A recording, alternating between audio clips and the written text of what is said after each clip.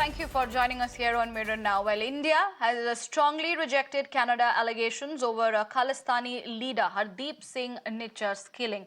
New Delhi has called the allegations of government of India's involvement in any act of violence in Canada as absurd and motivated.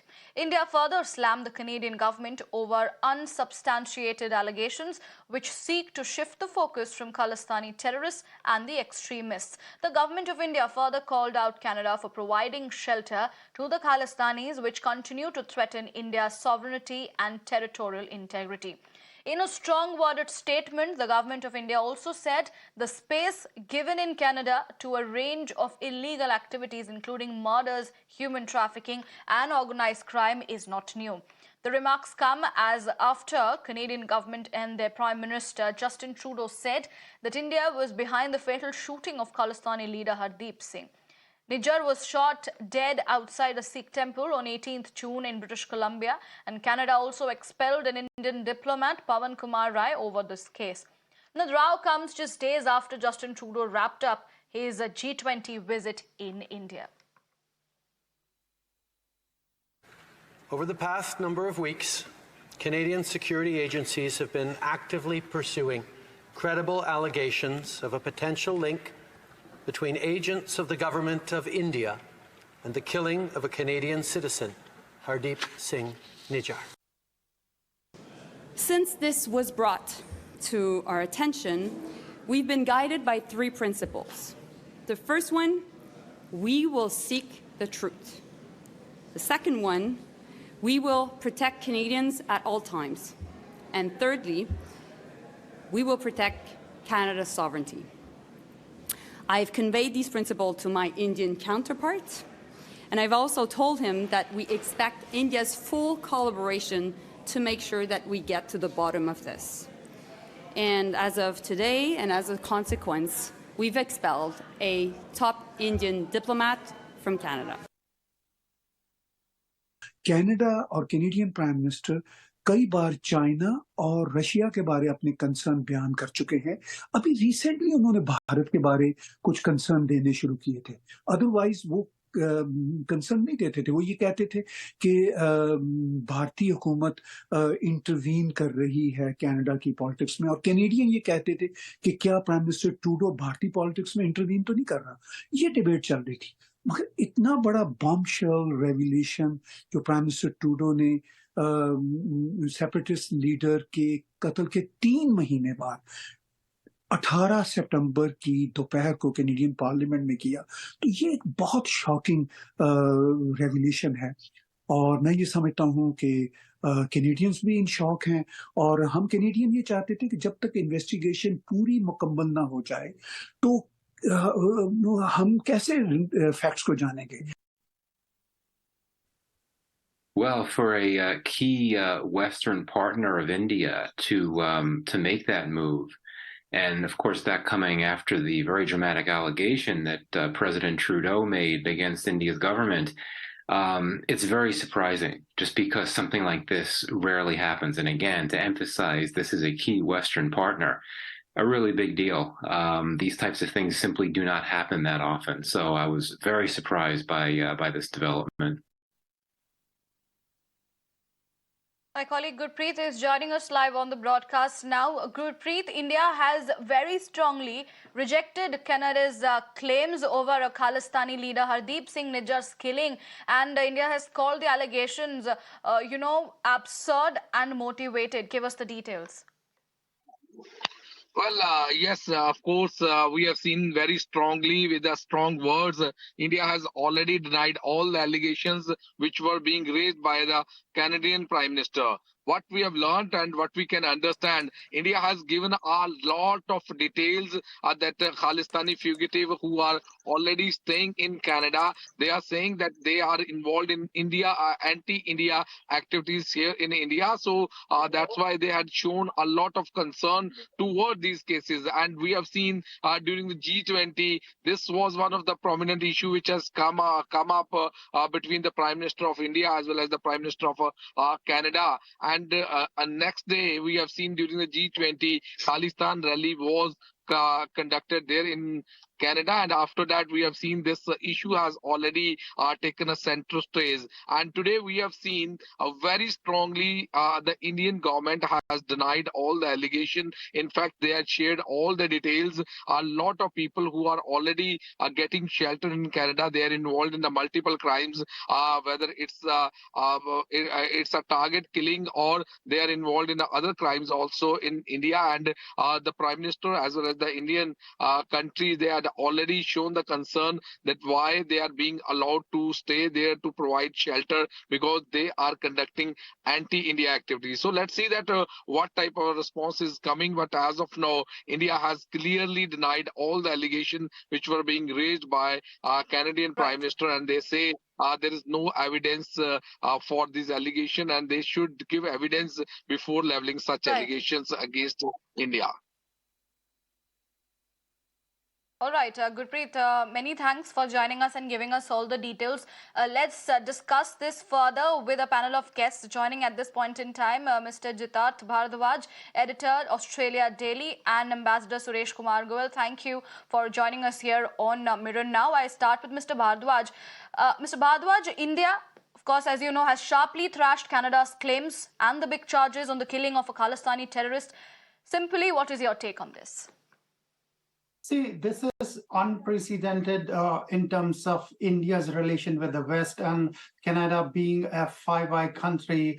Probably it should have gone through much more deliberation, but it looks like Canadian Prime Minister is being cornered in global floor and at home also. So elections are around the corner. He had nothing else but this to kind of put him forward on the platform which he wanted to showcase himself as a protector of all Canadians, including a very sizable Sikh community there. And for elections, they need muscle and the money power of these Khalistani supporters. And that's what it looks like, that when pushed to corner, Justin Trudeau has come up with this idea. I think if you have seen the chatter and the reporting in Canadian or in Australian press in last year and a half, then we understand that Nijjar's killing was clearly, there has been a number of intelligence sources which have told us that clearly it was a retaliation of Ripu Daman Singh Malik's killing. There is a kind of a conflict going on from the old school Khalistani supporters and this new group of Sikh for Justice, which is primarily based in America, however, being controlled by House in Canada. So there is a conflict between two groups, and this Nijjar killing was a result of that. Ripu Daman Singh's retaliation after his killing, there was a retaliation. And it's on record that Nijjar had a fight with Ripu Daman Singh.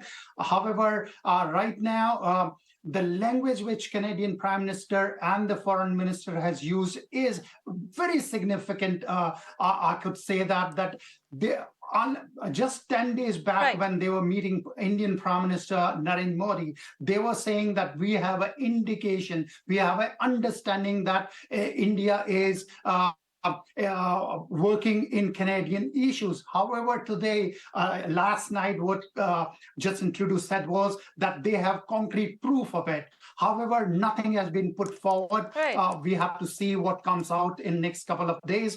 But this is very unfortunate at the time of when the Ukraine war is going on and West needs India and its diplomacy more. Justin Trudeau has perhaps done the sin which he shouldn't have. Absolutely. Let me go across to Ambassador Suresh Kumar Goel now. Ambassador Goel, Canada, as we know, has been housing these separatist leaders, and India time and again has raised this issue, but it seems Canada instead goes on to blame our country. What do you have to say on that?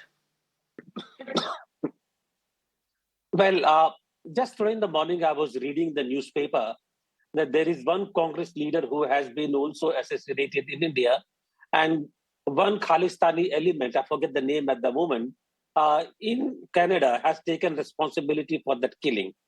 So clearly, when you say that, when the Canadian Prime Minister says that he is actually expelling an Indian diplomat uh, because of the Indian allegation or some charges which have not been proved as yet, that Indians were involved in killing of this Nijjar guy in Canada. Why are they not taking any action against the Khalistani elements in Canada who are consistently and constantly engaging in killing of Indian personalities within India? But they can't do that. What is happening there in Canada is not a question of really the killing of or assassination of these. These are, of course, very, very serious matters.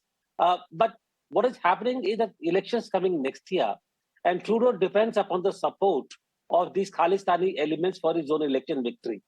In the process, he completely forgets that what actually Hillary Clinton also said some time ago. When you are actually nurturing a snake in your own sleep, one day the same snake will turn around to bite you. That is what happened to Pakistan, and that is what could happen to Canada also if they depend upon these elements for their election victory. That is number one. Number two, he also completely forgets that these Khalistani elements also depend upon Trudeau and his government for their own safety and sustenance. So it's not a question of that just Trudeau depending upon them. And if you have to use them for political purpose, there are ways you do that without actually endangering relations with another important partner, that is India. That first you stop the trade delegation to discuss the FTA, now you do this. So Trudeau is treading a very, very dangerous path at the moment. And it is going to impact on the relations between India and Canada in a very, very long term. And I do hope that Trudeau sees the light of the day before things become irreversible. Priyanka. Right, Ambassador Goel, stay on with us. Let me go across to Mr. Bhardwaj once again. Mr. Bhardwaj, what do you think would be next as far as the India-Canada ties are concerned? See, I don't see it very in short term. Nothing is going to happen. Probably India might retaliate in a very stronger way, which most people are anticipating. But the elections are around the corner in both the countries. India will be seeing election early next year, same with Canada. So I don't think it will be escalated furthermore. However, they will leave it to the strained relationship. That's what my guess is right now. However, India, I must say that India and Canada has signed a framework for cooperation on countering terrorism and violent extremism. This was signed in 2018 February. However, a lot of work was put in by both the agencies in Canada and in New Delhi to manage whatever is happening in terms of Khalistan terrorism, the way it was spearing its head. That framework was also suspended, and now there is no way that India and Canada can work on Khalistan issue, and which is really frustrating for agencies in West as well as probably in India also. Canada being the member of Five Eyes countries, all those information is also infiltrated to Australia, New Zealand, UK, and America. India have bilateral combinations with these countries, but there is no one platform where India could put their probably issues in front. So that way, kind of India is in disadvantage, and Canada will be feeding what they will be feeding in Five Eyes. So there has to be a mechanism to deal with misinformation and disinformation, which will generate after this whole episode. Priyanka?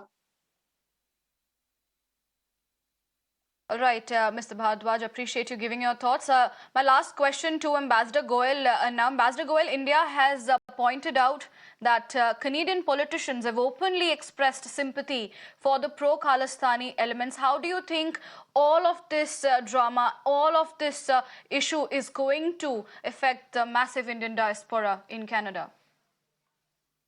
I think as far as the diaspora is concerned, from my own checks with a few of my friends in Canada, majority of the diaspora is not really inclined one way or the other. They have nothing to do with these Khalistani elements, even though they give certain amount of chanda, etc., some donations from time to time, basically because they are under pressure from these elements. But at a political level, they have no sympathies for this, and they want to stay away from this. That is as far as the diaspora is concerned. But the point really here is that when these become the backbone of political survival for the governing party, the whole game changes. So Trudeau will have to find a way that he can actually govern, or if he wants to be elected again, that he can reduce his dependence on these Khalistani elements, because otherwise they are going to impact heavily on Canadian economy. I'm quite certain that even the neighboring countries are not going to put up with this kind of terrorist structure. So Trudeau will have to decide how he does it.